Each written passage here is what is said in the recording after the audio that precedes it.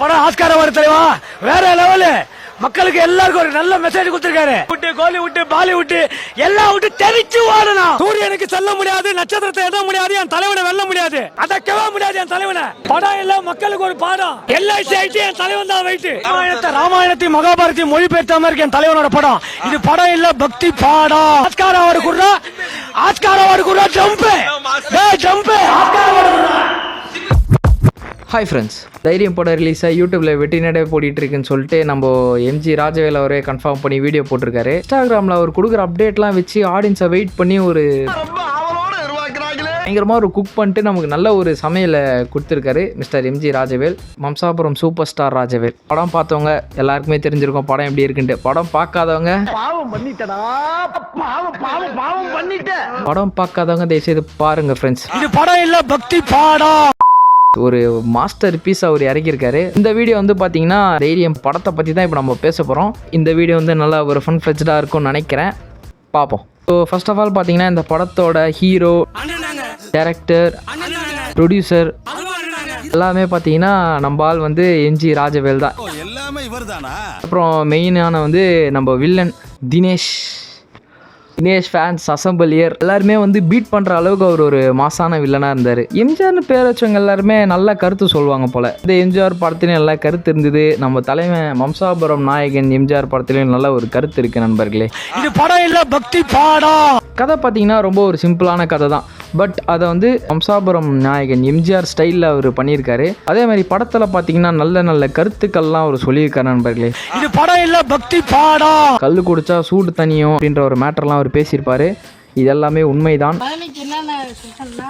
சூட்டை குறைக்கும், உடம்பு உள்ள கெட்டதெல்லாம் வெளியே வச்சிடும், நல்லது எல்லாமே உண்மைதான்டா.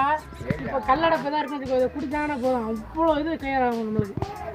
இப்போ பார்த்தா வெயிலுக்கெல்லாம் நம்ம சர்பத்தெல்லாம் குடிக்கும், அதெல்லாம் தேவையில்லை. இதை மட்டும் குடிங்க. இப்போ கல் குடிக்கலாம், கல் தப்பு கிடையாது. ஆனால் கல் குடித்தோம்னா சூட்டுக்கு இதே மாதிரி எல்லாத்துக்கும் நல்லது. இப்போல்லாம் அந்த வர தாய்மாரெலாம் ரொம்ப தப்பாக யூஸ் பண்ணுறாங்க. சரி, அதெல்லாம் யாருக்கு தெரியல. அதே மாதிரி டைலாக்ஸ்லாம் வந்து ரொம்பவே ஒரு நேச்சுரலாக இருக்கும். டென்ஷனானா பேசுவோம்ல, அந்த மாதிரி ஒரு டைலாக் தான்.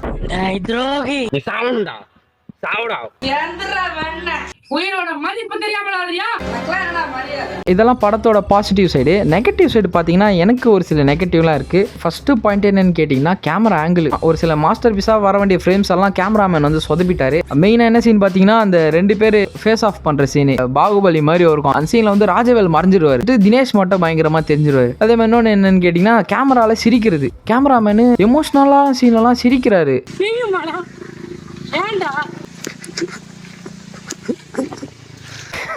அதுக்கப்புறம் ஆக்டர்ஸே ஒரு சில சிரிக்கிறானுங்க.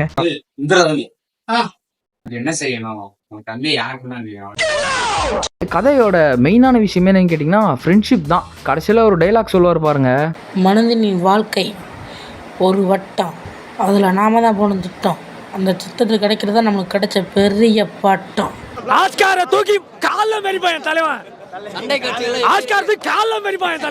ஓகே ஃப்ரெண்ட்ஸ், ஜோக்ஸ் அப்பார்ட், ஒரு சில மாக்காங்க இருக்கிற ஜென்ரேஷனில் இப்படி ஒரு டைம் எடுத்து டெடிகேஷனாக ஒரு கதை யோசிச்சு இந்த மாதிரி பண்ணுறது இருந்தது ரொம்பவே ஒரு சூப்பரான விஷயம். அதுக்கப்புறம் பார்த்தீங்கன்னா ஒரு வீடியோ எல்லாத்துலேயுமே ஒரு எந்த ஒரு தப்பான விஷயத்த ஒரு இன்ஃப்ளூயன்ஸ் பண்ணாமல் ஒரு நல்ல நல்ல விஷயத்த சொல்கிறதா இருக்கட்டும், அது வந்து அதையும் நம்ம அப்ரிஷியேட் பண்ணி ஆகணும். இன்னொரு சோகமான விஷயம் என்னன்னா, படம் எடுத்து ரிலீஸ் பண்ணும்போது அவங்க தாத்தா அன்னைக்கு நைட்டு இறந்துருக்காருன்னு சொல்லிட்டு போட்டிருந்தாரு. அது ரொம்ப ஒரு மாதிரி கஷ்டமா இருந்தது. ஒரு சில பேர் இன்ஸ்டாகிராமில் அவருக்கு வந்து அவர் அபியூஸ் பண்ணி மட்டும் பேசினது இல்லாமல் அவங்க அம்மாவையும் அபியூஸ் பண்ணி பேசியிருக்காங்க. அவனுங்களாம் நினச்சா ரொம்ப கேவலமாக இருக்கு. இப்போ நான் புலி நாங்கள் வச்சிருக்கோம், காடு வச்சிருக்கோம், அதனால நாங்கள் எடுத்து விற்கிறோம். பிரசாந்த்னு ஒரு அண்ணன் உங்கள் அம்மா அவன் ரோட்டில் பண்ணோன்னா அறிய வேண்டாமா? Okay friends, hope you like this video. புதுசாக பார்க்குறவங்க யாருன்னா இருந்தீங்கன்னா சப்ஸ்கிரைப் பண்ணி நம்மளோட கூட்டத்தில் ஜாயின் பண்ணிக்கோங்க.